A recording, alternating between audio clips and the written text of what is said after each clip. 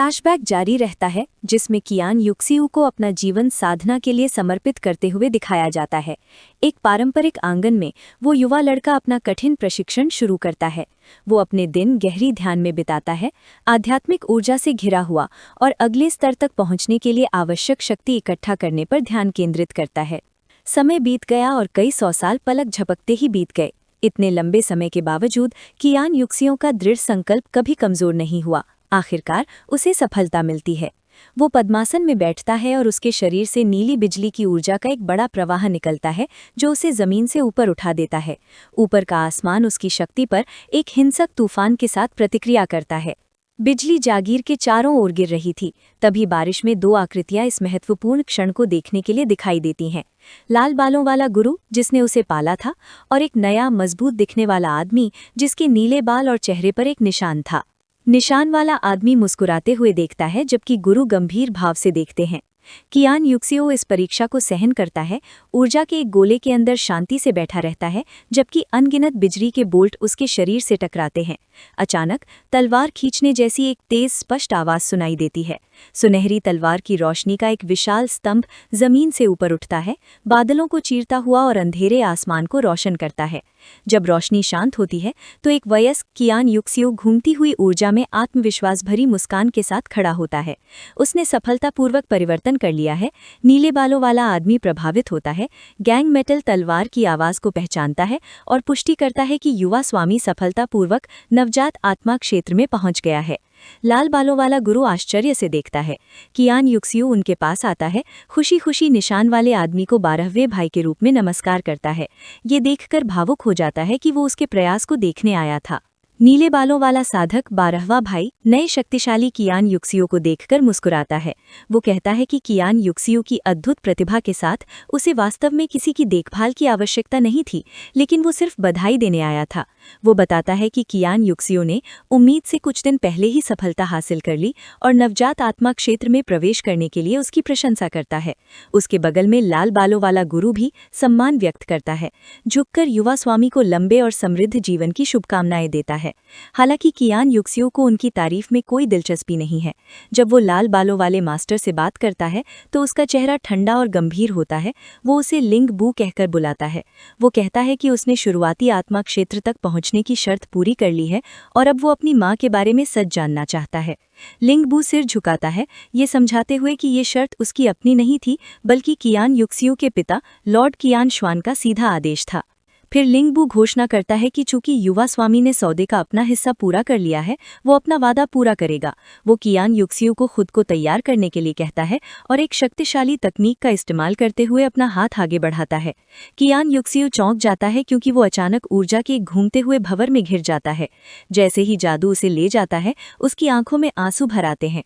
उसका दिल भावनाओं से भर जाता है क्योंकि वो सोचता है कि आखिरकार सैकड़ों सालों की मेहनत के बाद वो अपनी माँ को फिर से देख पाएगा। दृश्य अचानक एक सुनसान बारिश से भीगे मैदान में बदल जाता है। लंबी घास में एक अकेला ठंडा मकबरा है जिस पर एक सौम्य दिखने वाली महिला का चित्र उकेरा गया है। कियान युक्सिओ धीरे धीरे बारिश में चलता है, भारी कदमों से कब्र के पास पहुंचता है। जैसे ही वो पत्थर के सामने खड़ा होता है और सच का एहसास करता है, उसका चेहरा पूरी तरह से सदमे और दुख से भर जाता है। जिस मिलन के लिए उसने सदियों तक काम किया था, वो एक मृत व्यक्ति से मिलना था। लिंगबू मूसलाधार बारिश में खड़ा है, कियान युक्सिओ को भयानक खबर दे रहा है। वो बताता है कि उसकी माँ का 12 साल पहले स्वाभाविक रूप से निधन हो गया था। वो आगे कहता है कि हालांकि लॉर्ड कियान श्वान ने जीवन बढ़ाने वाली कई आध्यात्मिक गोलियां दी, लेकिन इंसानी कोशिश किस्मत को नहीं रोक सकती। लिंगबू कब्र की ओर देखता है, कहते हुए कि एक नरवातक के लिए 300 साल तक जीवित रहना पहले से ही एक मुश्किल बात है। नुकसान, पश्चाताप और गुस्से से अभिभूत होकर जो गहरे भ्रम में बदल जाता है, कियान युक्सिओ कब्र के सामने गिर जाता है। वो मकबरे को पकड़ता है और अपनी माँ के लिए चिल्लाता है। उसका दिल टूट जाता है। उसे इतना कमजोर देखकर नीले बालों वाला 12वां भाई आगे बढ़ता है। वो दुखी आदमी के कंधे पर हाथ रखता है और उसे जो हुआ है उसे स्वीकार करने के लिए कहता है। हालांकि वो तुरंत अपने हितों पर आ जाता है और कियान युक्सिओ से कहता है कि अब से उसे उसके साथ रहना चाहिए और उसकी मदद करनी चाहिए। उदास, बेजान आंखों से कियान युक्सिओ चुपचाप मान जाता है। उसकी हिम्मत टूट जाती है। फ्लैशबैक खत्म हो जाता है और सीन लू शेंग के आध्यात्मिक रूप पर लौटता है, जो चमकती हुई याद की आत्मा को पकड़े हुए है। वो तारों के बीच खड़ा है और जो उसने अभी देखा है उसके बारे में सोच रहा है। लू शेंग ध्यान देता है कि कियान युक्सियो की यादें बहुत बड़ी और कठिन हैं। उसे पता चलता है कि शुरुआती आत्मा क्षेत्र में पहुंचने के बाद कियान युक्सियो का जीवन खुली और गुप्त लड़ाइयों से भरा था, जिसमें उसने 12वें भाई को 9वें शिखर के मालिक कियान शियुआन के दूसरे बच्चों के खिलाफ लड़ने में मदद की। लू शेंग उस ब्रह्मांड की प्रकृति के बारे में सोचता है। वो सोचता है कि जिस सभ्यता से कियान युक्सियो आया था वो बहुत बेकार, सख्त और क्रूर थी, जो लू शेंग की खुली मार्शल आर्ट सभ्यता से बिल्कुल अलग थी। तियानक्शी स्टार सिस्टम। उसे लगता है कि भले ही उसके अपने ब्रह्मांड में नियम सख्त हैं, फिर भी फेडरेशन मानवाधिकारों और गरिमा का सम्मान करता है। इसके विपरीत लू शेंग एक सख्त सफ़ेद दाढ़ी वाले व्यक्ति की कल्पना करता है, जो खेती की दुनिया का प्रतिनिधित्व करता है। वो देखता है कि उस सभ्यता ने उच्च स्तरीय साधक निम्न स्तरीय नश्वर लोगों को घास या जानवरों से ज़्यादा कुछ नहीं समझते जिन पर कदम रखा जा सके। वो एक उदास भाव से महसूस करता है कि चाहे वे अच्छे हों या बुरे, उस दुनिया के साधक सोचते हैं कि किसी तकनीक या खजाने को बेहतर बनाने के लिए पूरे ग्रह के लोगों की जान लेना एक आम बात है। लू शेंग उन यादों में देखी गई दुनिया की क्रूर प्रकृति के बारे में सोचता है। वो खुद से मानता है कि अगर वो एक शक्तिशाली योद्धा के बजाय एक सामान्य व्यक्ति के रूप में उस खेती की दुनिया में गया होता तो वो बहुत पहले ही धूल बन गया होता। खून से सनी तलवार के साथ लाशों के ढेर पर खड़े कियान युकी शियू की एक याद को देखते हुए लू शेंग देखता है कि जो लोग मारते हैं वे आखिरकार मारे जाते हैं। वो महसूस करता है कि कियान युकी शियू ने अपनी साधना को बेहतर बनाने के लिए कई भयानक काम किए, जिससे लू शेंग को उसे मारने का कोई भी अपराध बोध खत्म हो गया। यादों को पूरी तरह से आत्मसात करने के बाद लू शेंग के चेहरे पर एक संतुष्ट भूखी मुस्कान फैल जाती है। वो स्वीकार करता है कि उसने बहुत कुछ हासिल किया है। उसने लगभग पूरी सभ्यता की साधना प्रणाली प्राप्त कर ली है, जिसमें तकनीकें, मंत्र और औषधीय गोलियां शामिल हैं। वो बढ़ा चढ़ाकर कहता है कि कियान युकी शियू की हजारों सालों की कड़ी मेहनत अब पूरी तरह से उसकी है। लू शेंग अपने हाथ में एक चमकती हुई सुनहरी किताब बुलाता है। वो इसे रहस्यमय आत्मा रिकॉर्ड के रूप में पहचानता है, वो तकनीक जिसे कियान युकी शियू सबसे ज्यादा महत्व देता था। वो पढ़ता है कि इस तकनीक में महारत हासिल करना एक उच्च मार्शल स्तर के बराबर है। अचानक उसकी आंखें सदमे से चौड़ी हो जाती हैं जब वो शक्ति स्तर की गणना करता है। स्तर 15। चमकदार किताब पकड़े हुए लू शेंग इसके मूल्य की प्रशंसा करता है, देखते हुए कि ये वांग है और डुआन यीफेंग जैसे महान हस्तियों के ताओ जितनी ही अच्छी है। वो सोचता है कि इन अलग अलग साधना पद्धतियों का अभ्यास किए बिना दोनों प्रणालियों के बीच अंतर बताना मुश्किल है। लू शेंग नए आत्मविश्वास के साथ अपनी मुट्ठी भींचता है। उसे लगता है कि चूंकि वो एक कियान युकी शियू से मिला है तो वो भविष्य में अमर साधना सभ्यता के किसी और प्रतिद्वंद्वी से मिल सकता है।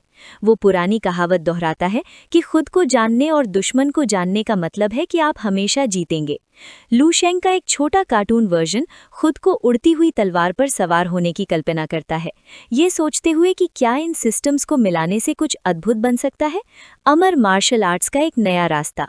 हालांकि उसका चेहरा गंभीर हो जाता है जब उसे एक कड़वी सच्चाई याद आती है। उसे याद आता है कि उसके गुरु का लेवल 16 ताओ डार्क साइड यूनिवर्स के हमले को रोक नहीं पाया था। उसे एहसास होता है कि वो अभी जिस सबसे ऊंचे लेवल तक पहुंच सकता है वो भी सिर्फ लेवल 16 है, जो शायद काफ़ी ना हो।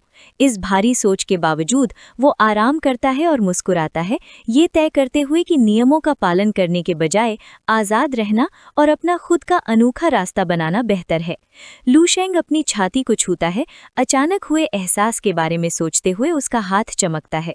वो देखता है कि कल्टीवेशन दुनिया की दिव्य आत्मा उसकी अपनी दुनिया की मार्शल इच्छा शक्ति से बहुत मिलती जुलती है। वो निष्कर्ष निकालता है कि दोनों के बीच ज्यादा अंतर नहीं है। अचानक उसकी छाती से रोशनी का एक बड़ा धमाका होता है, जिससे वो चौंक जाता है। वो हांफता है, ये समझते हुए कि उसकी थ्योरी सही थी। दोनों पावर सिस्टम्स का मूल स्वभाव एक ही है। उसके चेहरे पर एक आत्मविश्वास भरी मुस्कान लौट आती है, क्योंकि वो तय करता है कि चूंकि दोनों कंपैटिबल हैं तो वो इन्हें एक साथ मिलाएगा और इस नई शक्ति को ट्रू स्पिरिट नाम देगा। फिर उसके विचार कियान युकी शियू की यादों में छिपे काले इतिहास की ओर जाते हैं। वो एक अंधेरी भ्रष्ट जगह पर एक महिला को मृत पड़े हुए देखता है। वो समझता है कि कियान युकी शियू की मूल सभ्यता नष्ट हो गई क्योंकि उसे डार्क साइड यूनिवर्स ने खा लिया था, वही खतरा जिससे लू शेंग अब लड़ रहा है। लू शेंग को पता चलता है कि उनकी दुनिया खोने के बाद एक महान सर्वशक्तिमान कल्टीवेटर ने बचे हुए कल्टीवेटर्स को लू शेंग के मौजूदा यूनिवर्स में भागकर फिर से जन्म लेने के लिए प्रेरित किया। लू शेंग का एक छोटा कार्टून वर्जन अपनी ठोड़ी सहलाता है, ये समझते हुए कि इसका मतलब है कि कई और पुनर्जन्म लेने वाले लोग छिपे हुए होंगे। वो सोचता है कि ये रहस्यमयी महान सर्वशक्तिमान लीडर कौन है। वो सोचता है कि स्थिति कितनी अजीब है। डरे हुए लोगों पर मंडराते एक धारिक प्राणी की छवि उसके विचार को दिखाती है। चूंकि इन पुनर्जन्म लेने वाले लोगों ने अपना मूल घर डार्क साइड यूनिवर्स के हाथों खो दिया था, इसलिए इन्हें इस नई यूनिवर्स में हमले से लड़ने के बारे में सबसे ज्यादा चिंतित होना चाहिए, ना कि एक दूसरे से लड़ने के बारे में। ये तय करके कि अभी इन उलझी हुई डिटेल्स के बारे में सोचना बेकार है, लू शेंग अपना दिमाग साफ करने के लिए अपना सिर हिलाता है। वो मेडिटेट करने बैठ जाता है और अपनी प्रैक्टिस शुरू करता है। सुनहरी एनर्जी से चमकते हुए वो कल्टीवेशन टेक्निक का पहला कदम शुरू करता है और ची को अपने शरीर में खींचता है। ये वीडियो का अंत है। अगर आप लोग अगला भाग देखना चाहते हैं तो हमारे चैनल को सब्सक्राइब करें